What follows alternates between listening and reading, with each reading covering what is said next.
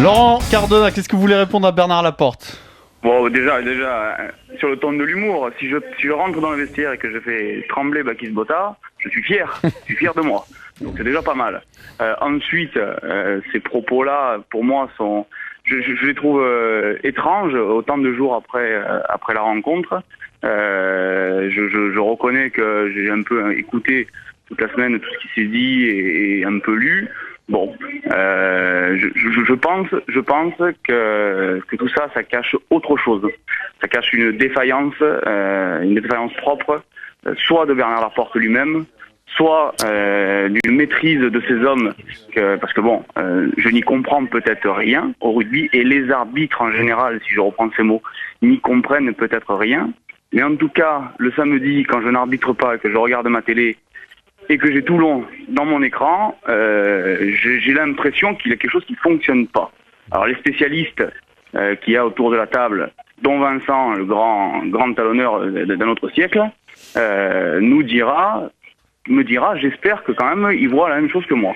Mais pourtant, j'y comprends rien au rugby. Laurent, donc voilà. Laurent, tu vois dans ta réponse, quand Bernard il dit, quand tu rentres dans les vestiaires, j'ai l'impression de voir un Premier ministre, tu me le confirmes dans ta réponse, Laurent. Je te le dis, je te connais pas, j'espère que tu vas bien arbitrer, mais déjà, tu vois, ce que tu m'envoies d'un autre siècle, déjà, toi, si tu veux qu'on compare nos CV, si tu veux qu'on compare nos CV, tu verras que t'es pas invité. Maintenant, une chose est faite, Laurent. Laurent, tu vois, écoute-moi, Laurent. Laurent, il y a un moment donné, quand un joueur, il est fini, quand un joueur, il est pas bon, il est obligé de s'entraîner parce qu'il a la concurrence qui lui pousse au cul, autrement il dégage.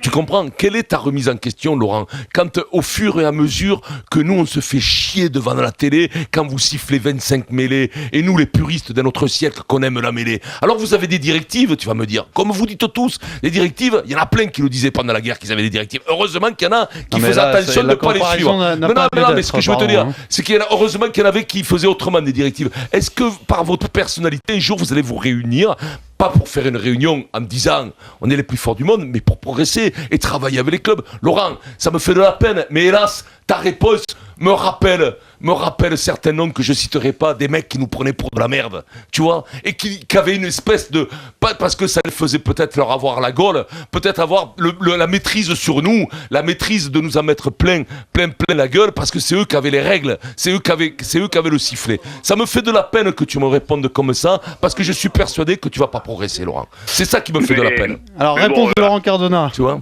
A priori, mon cher Vincent, tu t'es vexé. Bon, il y avait aucune attaque contre toi directement. Bien que moi, je t'ai énormément apprécié dans les différents clubs que tu as passé. Alors sache que nous, les arbitres, nous nous remettons en question. Heureusement que nous le faisons. Chaque week-end, nous nous remettons en question. Chaque week-end, nous nous demandons si le match que nous venons de faire a été bon ou pas. Nous avons la chance d'être suivis par nos coachs. Nous avons la chance d'avoir une commission centrale des arbitres qui nous aide.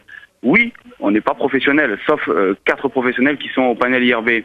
Notre statut va évoluer dans les mois à venir, dans un avenir très très proche, je l'espère. Mais même si nous ne sommes pas professionnels, que nous ne sommes pas payés, je suis d'accord avec Maryse quand elle dit c'est pas parce qu'on nous mettra des milliers d'euros sur la table qu'on deviendra forcément excellent. Il y a beaucoup de joueurs qui touchent des sommes d'argent importantes et malheureusement ça leur empêche pas de faire des erreurs sur le terrain, des erreurs de choix tactiques, des erreurs de jeu au pied et autres erreurs. Donc non, il n'y a aucune prétention dans la réponse que je t'ai fait, bien au contraire. Nous essayons d'avoir un peu d'humilité. C'est dommage que tu l'aies pris comme ça, comme une attaque personnelle. Il n'y avait rien contre toi. Pas pour une attaque personnelle. Si, mais peut-être un peu. Je me pique. Ok. Mais écoute-moi, Laurent. Je me pique. Seulement, votre attitude des fois. Je te jure, vous êtes des joueurs. Vous êtes pareil que les joueurs, avec l'autorité de siffler. Mais quand je vois Bernard qui dit hier, il dit quand tu rentres, j'ai l'impression de voir le Premier ministre. Il exagère. Il est sous la pression. Là-dessus, est-ce qu'on peut faire le reproche ou pas aux arbitres d'être péremptoires, parfois trop directifs, d'avoir une attitude désagréable, oui ou non? Alors non, parce que dans les vestiaires, qui est un moment entre guillemets intime entre nous, entre les joueurs d'une équipe, les managers et l'arbitre, alors quelle serait la bonne démarche? Il faudrait que je rentre dans le vestiaire, que l'arbitre rentre dans le vestiaire, regarde ses chaussures, en ayant peur de croiser. Un Mais bien sourire, sûr, une blague, mais- ça suffit. Mais, Ça suffit. mais Vincent, alors, mais tu nous prends pour des austères, tu nous prends pour des dictateurs, mais attends, Non, mais- on est au service du jeu. L'arbitre, moi, on m'a appris en Provence, dans le Lyonnais, là où j'ai commencé, on m'a appris à être au service du jeu avant toute chose.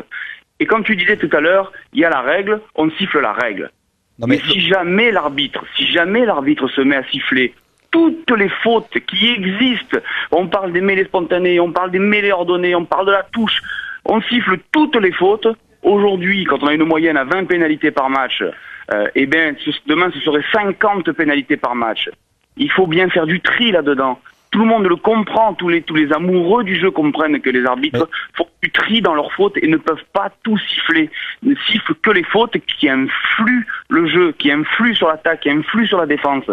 Donc, tous les week-ends, on est au service du jeu. Tous les week-ends. Quand je rentre dans le vestiaire, et pour conclure ça, parce que ça, c'est vraiment une attaque personnelle sur ma personne.